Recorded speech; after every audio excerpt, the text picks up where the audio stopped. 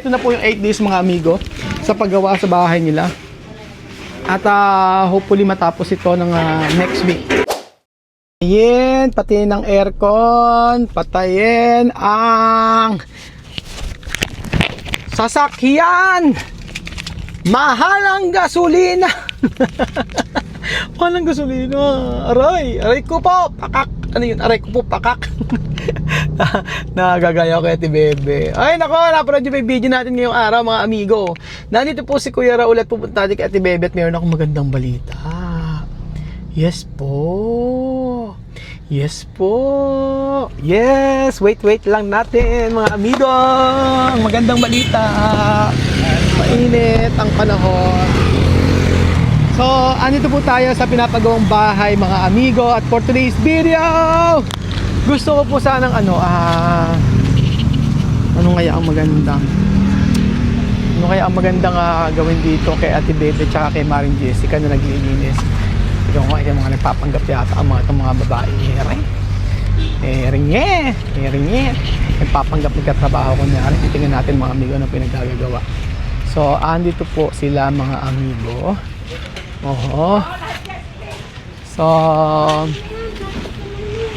ngayong araw po ay nandito po. Magandang umaga. Good morning po. Magdamit ka muna. Damit. Oo, magdamit ka muna. Oo nga, mag-bis ka muna, Bies. Ayan. So, ayan po. Ngayon lang po talaga nakapaglinis si Ate Bebe sa kanyang talang buhay. Hindi, joke lang. Nagbebenta po yung kalakal. May wala pong pambiling ulam pero nagbebenta mo na kalakal. Gano'n pa? Kasi kaysa po makasugat. Oo. Kumusta naman Jessica, Maring Jessica, yung unang paglilinis mo? First time mo maglinis sa bahay. Nakakahingal po. Apat. Ha? Apat po. Apat daw. Ilista mo. Anong tawag yan? Plastic. 4 kilos. 4 na kilo. Magkano plastic per kilo? Isang tuwira na lang. Ito, ano to? Plastic din ba? Ayan, meron ditong yung mga tibing sira, yung mga ganyan. Magkano kilo nun? Piso-piso lang daw. So ito pa Sa'yo na nagbebe. lang, umayatang din kami eh. Tama yun sa Bago inyo. natin dyan, sibak. Isa. Sibak isa. Gagawin mong anin. Ayan, pang-ulam. Ayan po. BI. Lagay mo BI. Ayan yung mga talyasin sa kabila. Kunin nyo na yun. Sa kalahati. BI. 1 and half. Ano yung BI? BPI, isa't kalahati. Ano na isa't kalahati? Basta BI lagay mo. Ano ba yung BI? Hindi ko rin alam.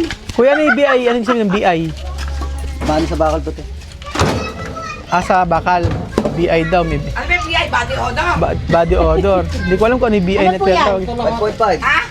5.5. Bakal. 5.5 Bakal daw, bakal. bakal. So, ayan po, nagbebenta sila. Oo nga eh. Ayaw niyo Binablog ko kayo. kuya. Nagbablog ako. Vlog po talaga kayo? Opo, vlogger po yan. Siya po mismo nag-ano sa Sticker? Ano ba yung sticker? Parang sa ba yung sticker? Ikidikit daw po sa noon nila habang sila nagdaan niya. Ano ba yung sticker? Sticker ng May dapat pala may mga ganun-ganon ano. Pengi pong sticker. Sticker. So nagsisimula na po sila dito mga amigo. Ay, nakikita 10 kilo yan. Mabigat ka kaya. Baka masira yung tindakan mo. Ayan po.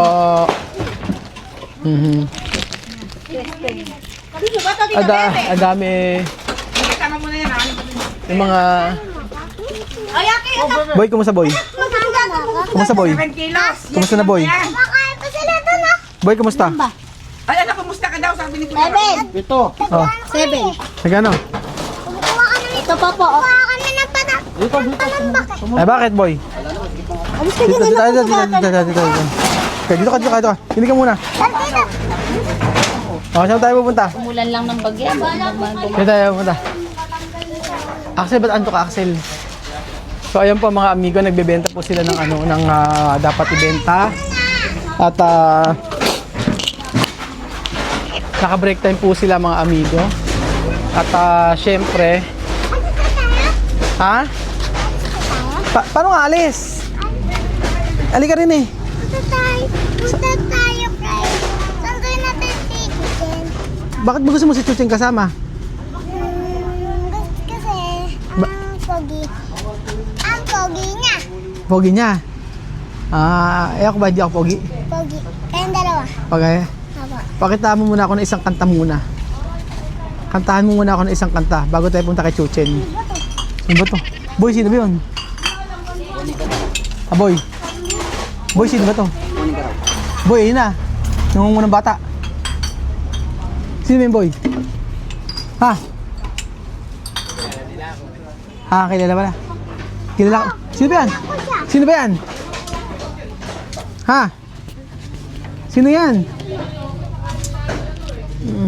Ating makukubra na ng patay. Mangungubra ng patay. So yan sa Janet,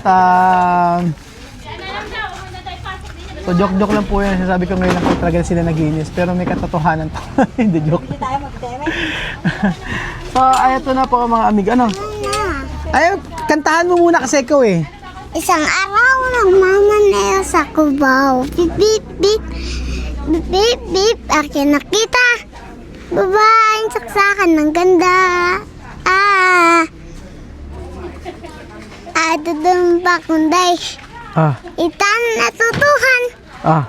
Pakiunday. Sa kabatot. Patupay.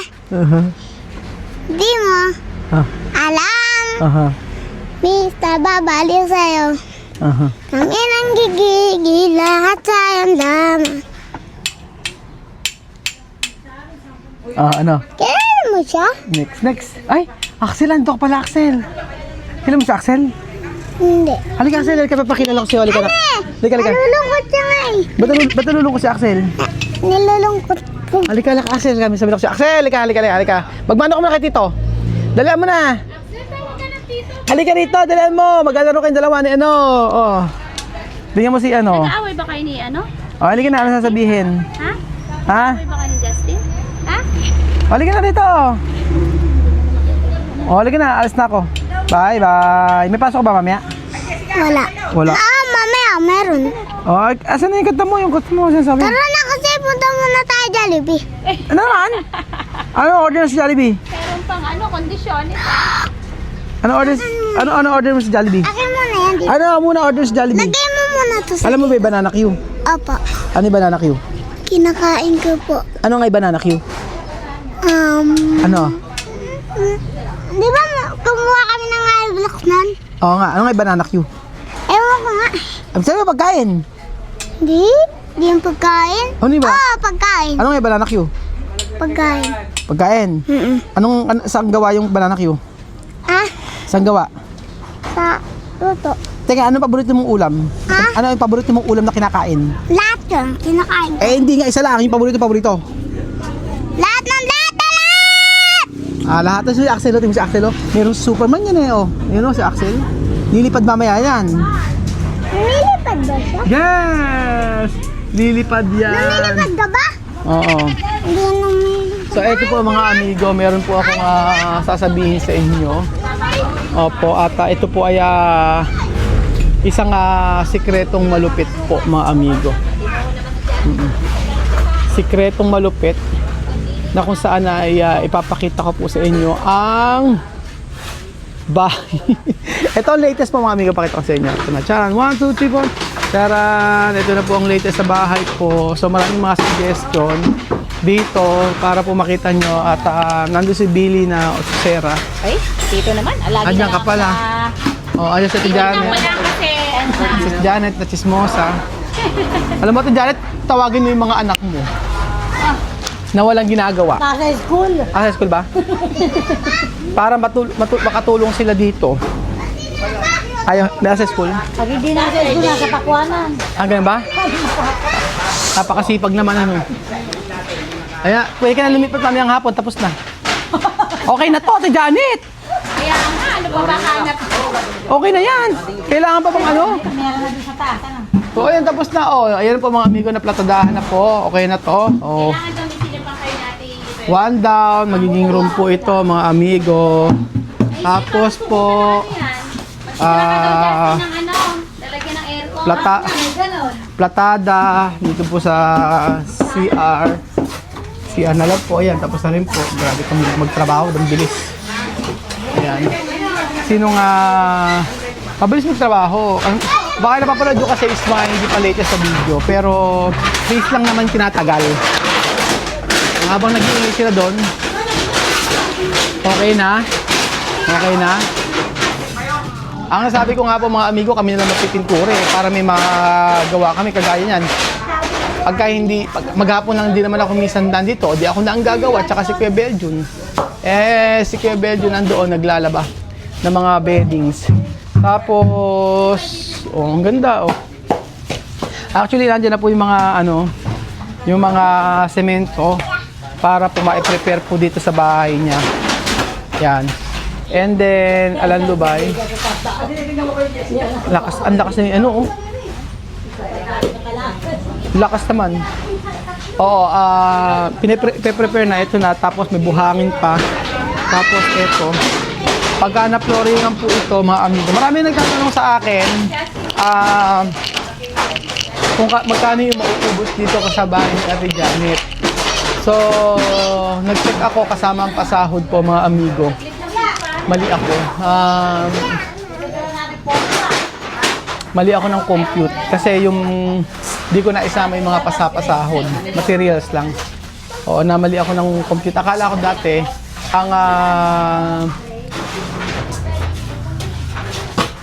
yung amount ng bahay na to is ganun, pero mali pala, hindi naman yung compute. Kasi yung labor pala. O, kasi nga may labor nga pala. Akala ko dati pa nagpagawa ka walang labor. Pero maganda na siya, mga amigo, tingnan nyo. Tingnan nyo. Tingnan nyo siya. Di ba isang kwarto na siya? Malaki na rin yung kwarto na to. Tapos marami po nagtatanong kung bakit po ba may mali daw sa bahay na to. Bakit daw po ginamit yung pader na ito. Ang totoo po yan, pinagamit naman po ito nung sa may kabila. Matibay po yung pader na to mga amigo, hindi po siya babagsak. Kasi nakapropose daw po ito tagasan. Tingnan nyo, nakita mo yung mga biga yan. May biga sa baba, may biga sa taas. Kaya mataas po. At hindi siya babagsak basta-basta. Yung sa may kabila po, kaya Ate Eme, ganun din po yung ginawa. Ganun po mga amigo. Tapos, ngayon, makukumpleto naman na. So, eto po mga amigo. Tapos sa pala Ate Janet, pwede na kayo lumipat pag na-flooringan. Bakit? Ikaw naman nagsabi na, maliwalas na yan.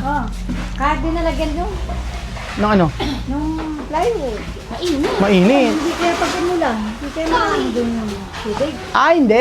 Yan, lalagyan natin ng parang liso, parang ganun. Nakaraan kaya, di man nilagyan kaya pag ulan.